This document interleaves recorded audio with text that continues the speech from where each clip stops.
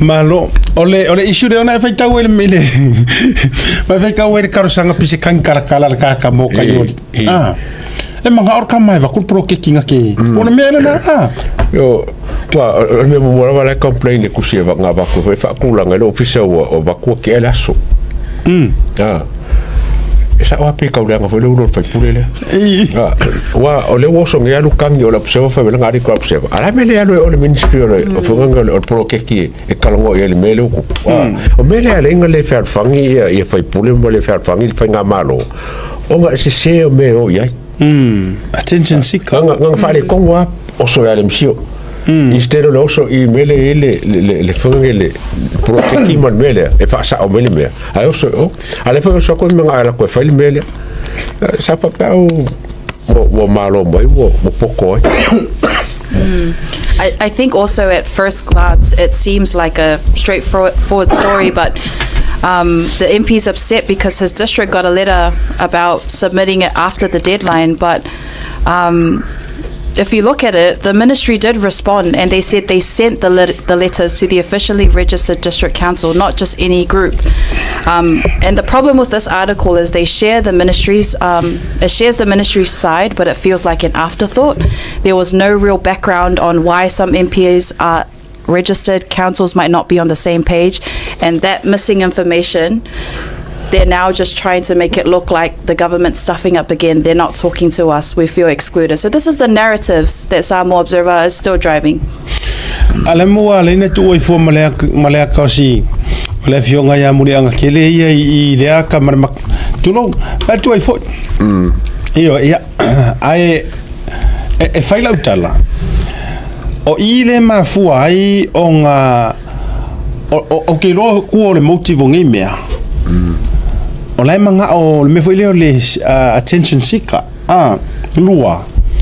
le a kau manga o ia ia me foi le awangi fa ango fofile mungi mea ai manga o ai e manga o save ia te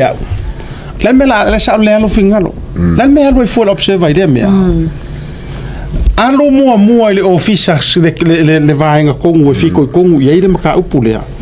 ave ia se ivanga nga waru aku posidinga kali seu o le last alia ma vai kako ia o le last alia ke aru ia o le media o le media inga ua uma nga e sa iri makangi vainga uma ele ia se so swangi mo o le last le o le mele nga pa sia me e o solo le media e o so oi ele ke fiu le ko inga ka me fo inga kupuli ide amakanga mai fo langa campaign a ben tafayet e pesi kanga ka fia ala lawa ko kanga ka mafai ku ia kala ma upu no fai tau fo irona manao e manao na te ia va ku per ka inga pro keki nga ke ia fo le wa fo la pisi mafai mai so sia ku fa ke mo kalasia oi ka ko ia ile ai le se mau angoa sa oi la kala nga ele ai ma se mau angoa ke fasa o nga me fa mai so se ku ke mo kalasi ya ole fa venga e fa mai nga kala mama ko ngei ni usila ele ai poro ke ki o fa ya e fa nga maro ke le mo me nga le fa I mo me o loco pot ele u ani fa pule me ya ele kai kai ani fa pule ni me nga ele sa ola lau so le anu nga ke so nga so le anu but first and foremost so se mea nga whaakingo e se paki la lako anga va ma le lako a ku rai mai o le mea pakingo nga kau lako o ki ofur kou le mama nga mea o le mea nga o ki ofur kou le mama so se mea nga fola o aile vahenga wha au fai a kukuma ya e pule fo ila kou ia wha kau kainga nga mea e or ko ke le mo ko ifo mo ko kola mo ko pelenga o mama ko fe en ko fora e ko ke fia maso ko ke fia pure ko fu ile pro ke kele ale le 2 million ar fast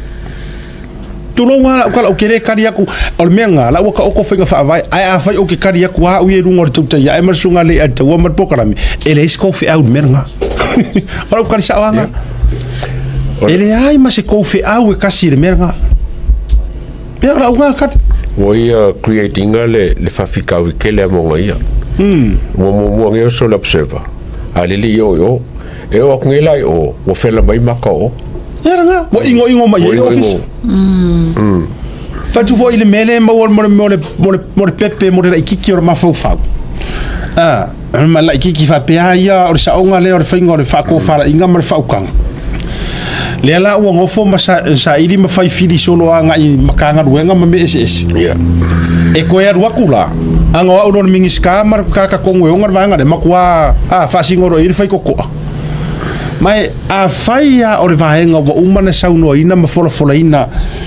ele fast la ko anga va a ku la i mai ele kai nga fa aururu se ma ko mai ele ke kupur me ele a dawa mana nga mafua mai we trial it we did trial that last ka pa inga olea ole fa kai fongo o fa puli ole menga kup ole makua solo mua wa ku wa fa fo o ya ia ele nga kai nga e pengifiki nga o e kau iai mai ainga iai mai fai kengkeng iai ai oki fa sa o lo keleo lua ko alia ai keleo mea kolu le muri kai yala nga vaku ai kufa fa kupe kufa e pule ai le fai karia ale e tapipi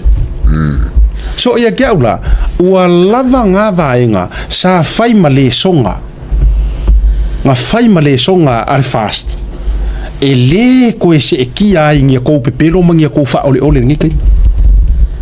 o ke masalo mi for kusinge e se me wala complain ala ko ele complain mai si va nga ni masfu to wa fa for kusire ka nga o mala vai i kumalo ni masfukas pues me o se kusira nga yang fa ile ya iyo ele mama ke le se arwala nga ya wala nga ko su umame ya ele mama tele sana ya au de lor va nga tasira na va nga le sa u da media watch